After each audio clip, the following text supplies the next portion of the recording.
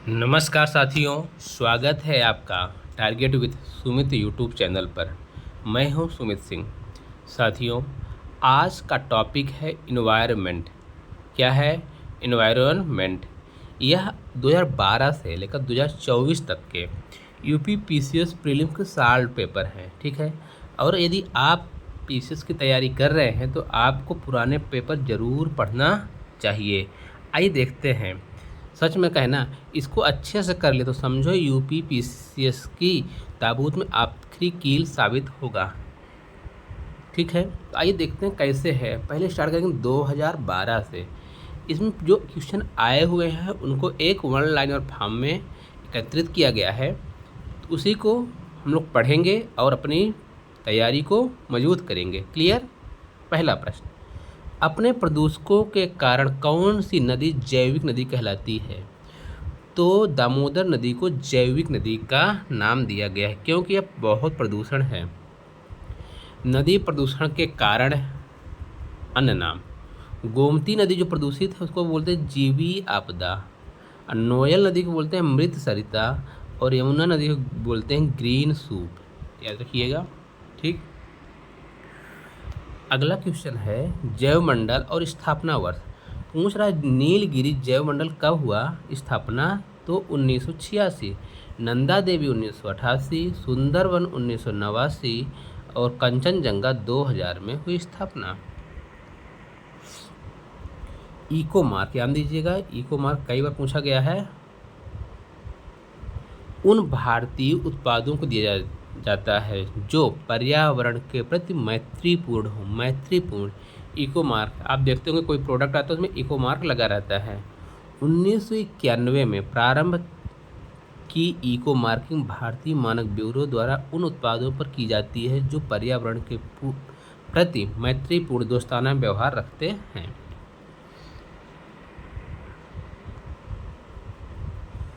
संयुक्त राष्ट्र संघ का मौसम परिवर्तन समझौता कब प्रभावी हुआ?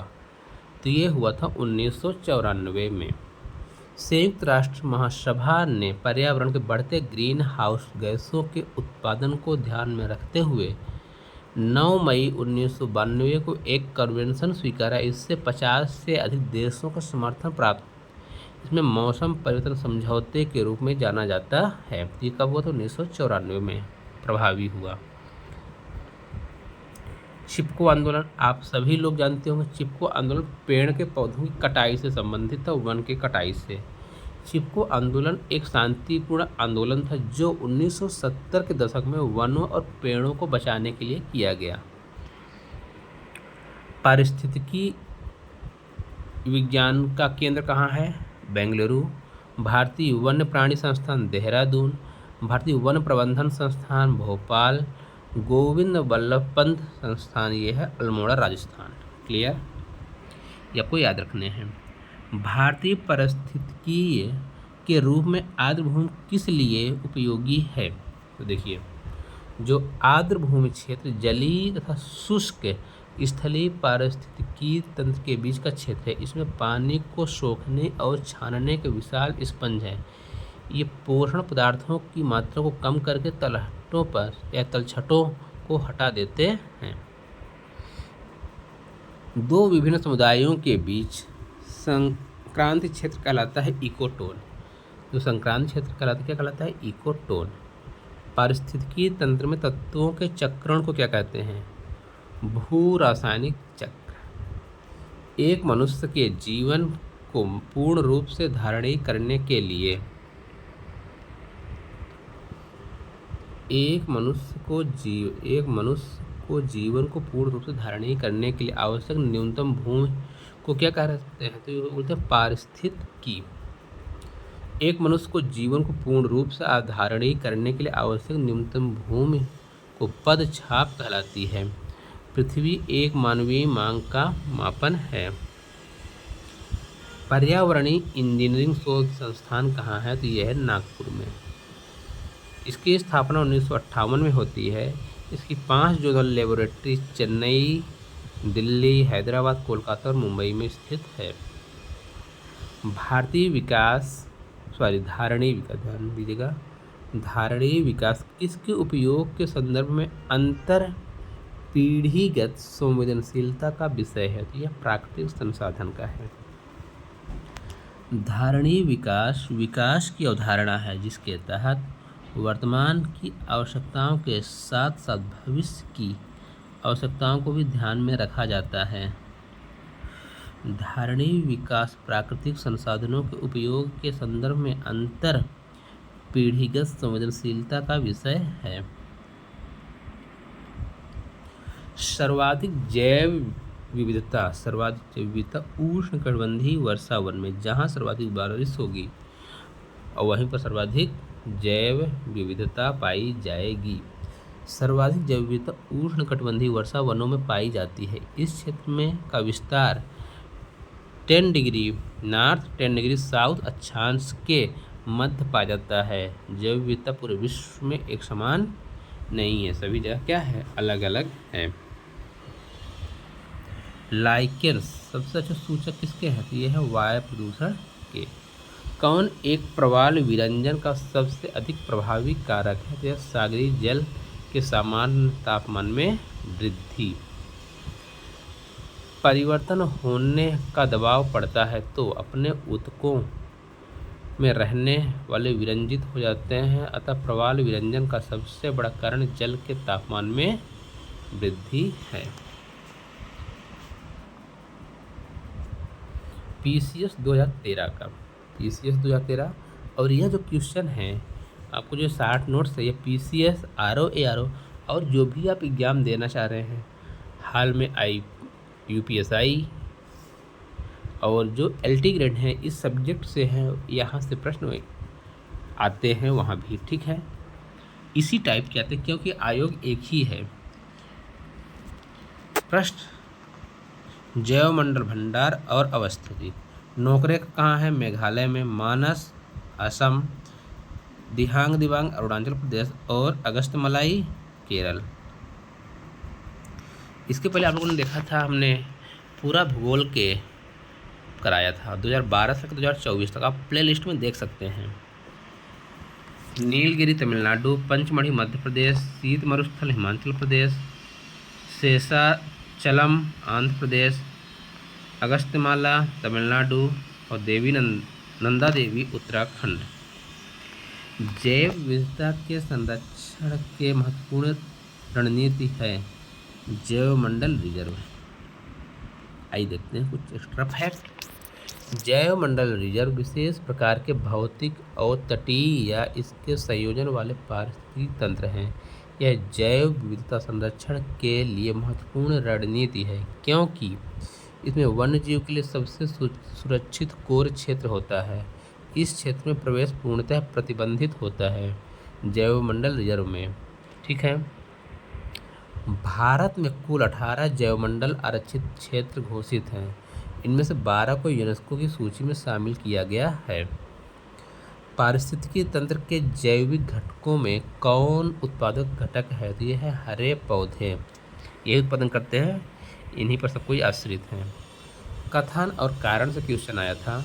मरुस्थल शाश्वत ऊर्जा उत्पादक के प्रभावकारी स्रोत हो सकते हैं। जितनी ऊर्जा मानव जाति एक वर्ष में उपयोग करती है उससे अधिक ऊर्जा मरुस्थल 6 घंटों में सूर्य तप से प्राप्त कर लेते हैं। बिल्कुल कथन और कारण दोनों सही और व्याख्या भी करता है। जर्मन वैज्ञानिक डॉक्टर हेजार्ड नाइस के कथनानुसार केवल 6 घंटों में मरुस्थलों को सूर्य से उतनी ऊर्जा प्राप्त होती है जितनी मानव जाति पूरे वर्ष में उपभोग करती है। इस कारण मरुस्थल को सतत ऊर्जा उत्पादन का प्रभावकारी स्रोत माना जा सकता है। ग्रीन हाउस प्रभाव में योगदान देता है कौन? Carbon dioxide, methane. पृथ्वी का तापमान बढ़ाने में ग्रीन हाउस गैसों का बहुत ही बड़ा योगदान है, जिनका उत्पादन प्रशीतकों, सफाई विलायकों, अग्निशमन यंत्रों, कीटनाशकों आदि के प्रयोग से होता है। ग्रीन हाउस गैसों में chlorofluorocarbon, carbon dioxide, methane, di hydrochlorofluorocarbon, nitrous oxide, ये सभी क्या है? ग्रीन हाउस गैसें हैं। सर्वाधिक स्थायी पारिस्थितिक तंत्र। दुनिया का सर्वाधिक स्थायी जो पारिस्थितिक तंत्र है वो महासागर और सबसे बड़ा भी है। पारिस्थितिक तंत्र दो प्रमुख घटक जलीय और स्थलीय है। जलीय परितंत्र में सागर परितंत्र पृथ्वी का लगभग 71% भाग घेरे हुए है और इसकी औसत गहराई लगभग 4000 मीटर है। महासागरीय परितंत्र में विविधता बहुत बड़े स्तर पर है, जो महासागरीय परितंत्र को अधिक स्थायी परितंत्र बनाने में बहुत प्रमुख रूप से सहायक है। विलुप्त होने वाले प्रजातियों की सूची होती है तो ये होती है red data book.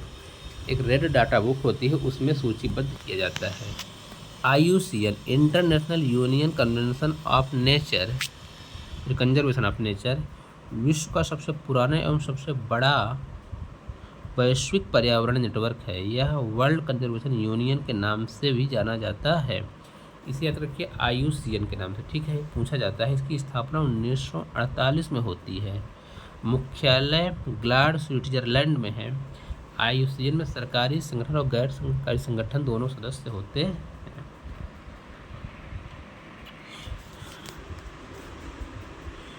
Euro 3rd और 2nd मानक को पूरा करने के लिए अति सल्फर डीजल में सल्फर की मात्रा क्या होनी चाहिए? तो होनी चाहिए 0.05% या इससे कम। भारत में 1 अप्रैल 2020 को BS6 उत्सर्जन मापदंडों को यहाँ लिखो लागू किया गया है। जलवायु परिवर्तन का कारण क्या है? ग्रीन हाउस गैसें, ओजोन परत का क्षरण, प्रदूषण, ये सभी क्या है? जलवायु परिवर्तन के कारण। कौन सा पदार्थ सर्वाधिक तापमान उत्पन्न करने में योगदान नहीं करता? ये सल्फर और नाइट्रोजन के ऑक्साइड क्या करते हैं? ये लोग ज़्यादा तापमान उत्पन्न नहीं करते हैं। सर्वाधिक वैश्विक तापमान उत्पन्न करने वाली उत्तरदायी कारकों में जलवाष्प, carbon dioxide, methane, nitrous oxide, hydrofluorocarbon, sulphur, hexafluoride आदि प्रमुख रूप से हैं। सल्फर तथा नाइट्रोजन के ऑक्साइड को वैश्विक तापमान के लिए प्रमुख कारकों में शामिल नहीं किया जाता। एजेंडा 21 की सही व्याख्या है। यह 21वीं सदी में विश्व पर्यावरण संरक्षण हेतु एक कार्य योजना है। UNEP द्वारा प्रथम वैश्विक मानव पर्यावरण सम्मेलन की 20वीं वर्षगांठ मनाने हेतु 1992 में ब्राज़ील के रियो डी जेनेरियो में पृथ्वी शिखर सम्मेलन का आयोजन किया गया था। इस सम्मेलन में कुछ दस्तावेज जारी किए गए, जिसमें से एक सतत विकास संबंधित दस्तावेज एजेंडा 21। एजेंडा कितने थे? 21 थे। यह 21वीं सदी में विश्व पर्यावरण संरक्षण हेतु एक कार्य योजना थी। किसके लिए? विश्व पर्यावरण संरक्षण हेतु। अम्ल वर्षा क्या होती है? अम्ल वर्षा में नाइट्रस ऑक्साइड और सल्फर ऑक्साइड यही मिलकर आते हैं, तो H2SO4 और HNO3 के रूप में अम्लीय वर्षा करते हैं। सुमेलित है बायोस्फीयर रिजर्व, एडवर्ड सुयस, ecosystem, MG Tansley, ecology rater और जैव विविधता एपिक डी कांडोल। अब PCS 2014 का पेपर देखेंगे। PCS 2014 का पेपर देखिए किस तरह से आपके UPPCS लोक सेवा आयोग कराए, चाहे RO कराए या UPPCS कराए या टीचर भर्ती GIC LT ग्रेड कराए, क्वेश्चन इसी टाइप के आते हैं। ठीक, इनको सभी परीक्षाओं को ध्यान में रखते हुए एक बार वीडियो ज़रूर देखिएगा, अपने दोस्तों के साथ शेयर कीजिएगा। वीडियो अच्छी लगे तो लाइक कीजिएगा, है ना। चलिए स्टार्ट करते हैं 2014 का पेपर। एजेंडा 21 कितने समझौते? 4। सभी राष्ट्रों से प्राकृतिक संतुलन बनाने व प्रदूषण रोकने के सहयोग की अपील की गई। यह 300 पेज का दस्तावेज जिसमें 40 अध्यायों और 4 वर्गों में बांटा गया। ध्यान दीजिएगा कितने में? 4 वर्गों में बांटा गया। किस प्रजाति के विलोपन के लिए उत्तरदायी नहीं है? व्यापक निज कर्मता, पारिस्थितिक कर्मता या निषेध का सिद्धांत जोसेफ ग्रीनले ने प्रस्तावित किया था। क्या किया था? प्रतिपादित किया था। इनके अंतर्गत किसी प्रजाति की उसके पर्यावरण के साथ क्रियात्मक भूमिका को प्रदर्शित किया जाता है। पारिस्थितिक कर्मता की विविधता जितनी अधिक होगी, पारिस्थितिक तंत्र की स्थिरता भी उतनी अधिक होगी, क्योंकि पारिस्थितिक तंत्र में उस प्रजाति की आहार श्रृंखला व ऊर्जा प्रवाह ज़्यादा होगा, जिससे प्रजातियों की संख्या में कम उतार चढ़ाव होगा। पर्यावरण संरक्षण अधिनियम पारित हुआ 1986। भोपाल गैस त्रासदी 1984 के पश्चात पर्यावरण संरक्षण अधिनियम पारित हुआ। इस कानून का मुख्य उद्देश्य 1972 में संयुक्त राष्ट्र मानवीय पर्यावरण सम्मेलन स्टॉकहोम में लिए गए निर्णयों को लागू करना था। भारत में जैव विविधता की दृष्टि से घनी स्थान है, तो यह पश्चिमी घाट। जैव विविधता से आशय है विस्तृत रूप से विभिन्न प्रकार के जीव जंतु वनस्पति जो संसार में या किसी क्षेत्र में एक साथ रहते हैं।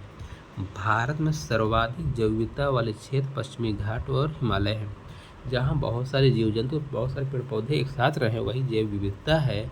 और ऐसा भारत में हिमालय के तराई क्षेत्र और पश्चिमी घाट में है।